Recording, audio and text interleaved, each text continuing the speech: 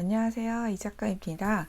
오늘은 제가 어얼리 챕터북이라는 것에 대해서 한번 설명을 해볼까 합니다.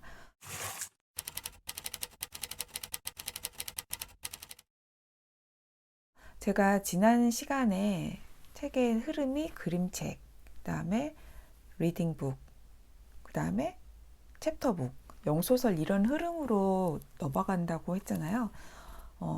어얼리 챕터북은 어얼리가 이름 빠른 초기 이런 말이잖아요. 그래서 어얼리 챕터북은 초기 챕터북 이런 말인데 이제 초기 챕터북 딱 말 들으면 이제 감이 오시죠.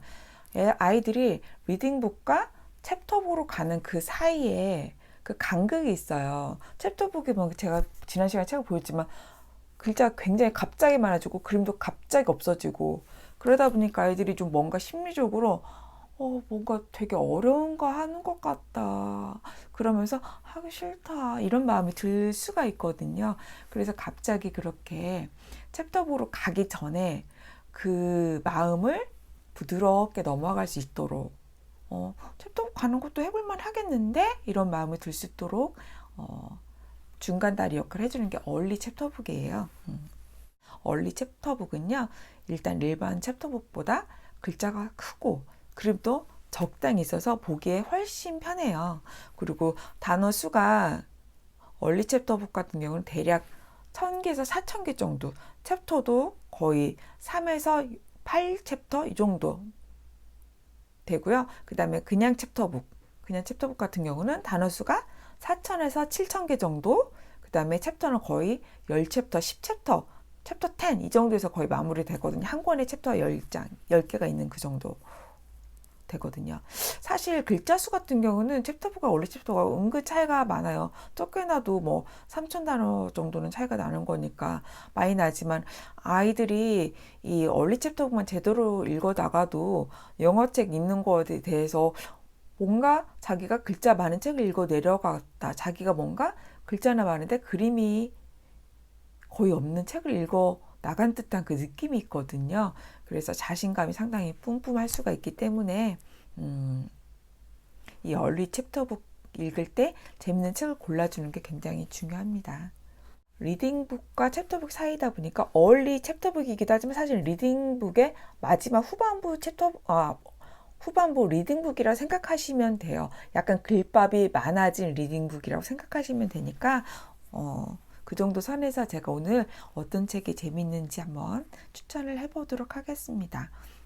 어얼리 챕터북 같은 경우는 평균적으로 2점대에서 4점대 정도로 되거든요.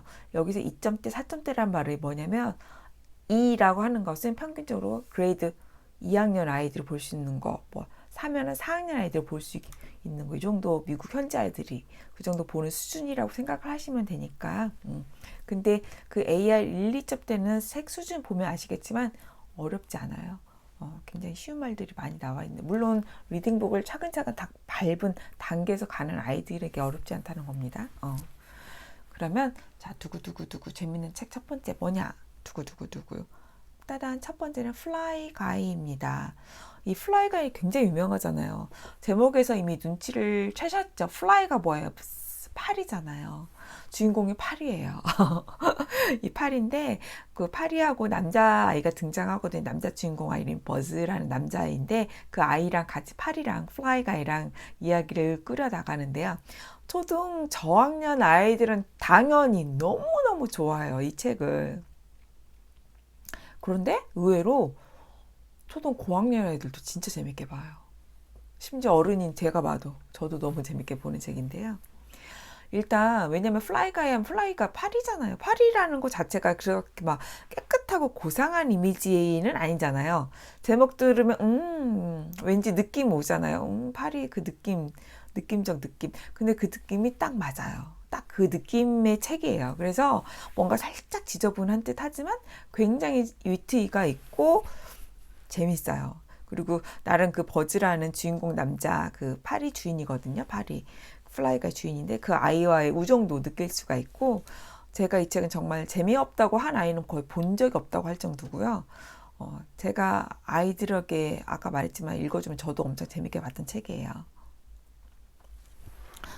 그리고 심지어는 이 책이 너무 재밌다 보니까 이 책 정말 마르고 닳도록 보고 듣고 읽어서 줄줄 진짜 책을 아예 외운 애들도 제가 많이 봤어요. 책 자체를. 그러다 보니까 책을 외웠다는 건 애가 이미 영어가 입에 붙었다는 얘기잖아요. 그 정도로 읽었다는 건 재미가 그렇게 있다는 얘기예요. 고학년 같은 경우 영어책을 좀 읽고는 싶은데 별로 재미가 없어서 싫어하는 애들 있잖아요. 그리고 심리적으로 부담 느끼는 고학년 아이들, 영어책 읽는 것에 대해서. 그런 아이들한테도 이 플라이 가이는 무조건 추천입니다. 그런 아이들이 오히려 이 플라이 가이 읽으면서 자기도 뭔가 글자 많은 책을 읽을 듯한 그 느낌을 가지고 자신감을 가질 수가 있거든요. 그래서 약간 기분 좋은 자신감을 얻을 수 있으니까 고학년 중에서 영어책 읽기 심리적으로 부담 느끼는 아이가 있다면 이 플라이 가이 무조건 추천합니다. 그 다음에 두 번째는 Owl Diaries. 이 책은 일단 아울이 주인공이에요. 동물. 그래서 일단 색감이 너무 예쁘고요.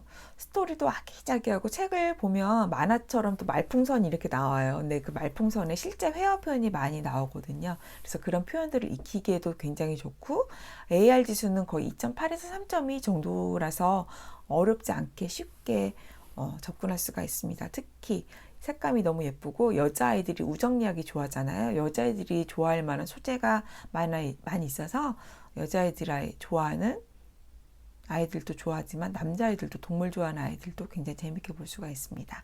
그 다음에 세 번째 시리즈는 프로기 시리즈예요. 프로기도 살짝 리딩북 레벨로도 소개가 많이 되기도 하지만 저는 얼리 챕터북으로 봐도 무방하다고 생각해서 프로기 시리즈 추천하고요. 첫째가 어릴 때 무척이나 좋아하던 책인데 밤마다 제가 진짜 자주 읽어준 책이에요. 여기는 프로기가 개구리잖아요. 개구리가 진짜 장난꾸러기고 엉뚱하거든요. 근데 너무 귀엽고 재미가 있고 명랑하고 발랄한 개구리 일상을 소재로 풀어낸 이야기인데 이 책은 또 음원이 너무 재밌어요.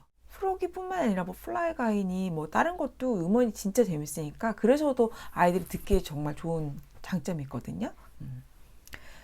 그래서 이 프로기 스토리 추천하고요.